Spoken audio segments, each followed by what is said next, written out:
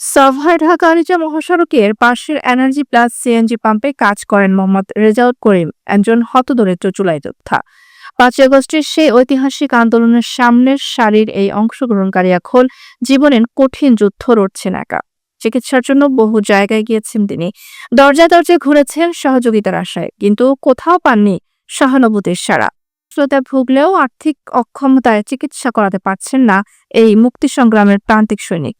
নিজেই পেট চালান সিএনজি পাম্পে চাকরি করে, অথচ ইতিহাসের এক গুরুত্বপূর্ণ আন্দোলনের শরিক হয়েও সরকারি বেসরকারি কোনো সাহায্য পৌঁছায়নি তার কাছে। তিনি চান চিকিৎসার সুযোগ, একটু সম্মান, তার প্রাপ্য সম্মান, যা রাষ্ট্র ও সমাজের কাছে তিনি আশা করেন। আন্দোলনে গেছি, পুলিশ হামলায় আমার 5টা গুলি লাগছে।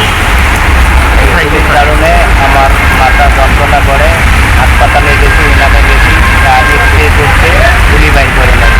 ওখান থেকে গেছি আর্মি ক্যান্টনমেন্টে, ওখানে আমার চিকিৎসা নেই, শুধু 5টার মধ্যে 2টি বাইর করবে আর 3টে বাইর করে নেই। এই অবস্থা আমি চলে আসি। উপজেলায় গেছি, স্বাস্থ্য কমপ্লেক্সে গেছি, কোনো আমার বাচ্চায় দেয় না, টিএনও অফিসে গেছি, কোনো জায়গায় আমার করে না। এখন আমার মাথায় যন্ত্রণা করতেছে, আমি করতে আসি, আমি এর চিকিৎসা চাই।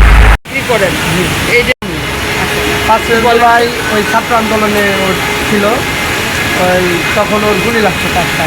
তখন গুলি লাগাতে ও আসছে আমাদের কাছে, বললো এখানে।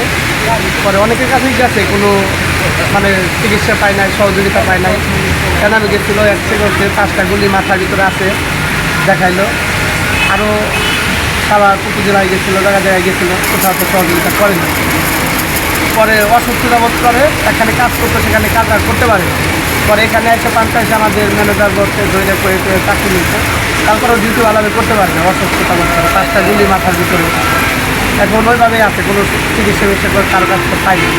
একটি রাষ্ট্রের ইতিহাস গড়ে ওঠে এমন মানুষদের ত্যাগে, আর সে ইতিহাস যেন তাদের ভুলে না যায়। এই আহ্বান জানাচ্ছেন রেজাউলের মতো অবহেলিত যোদ্ধারা।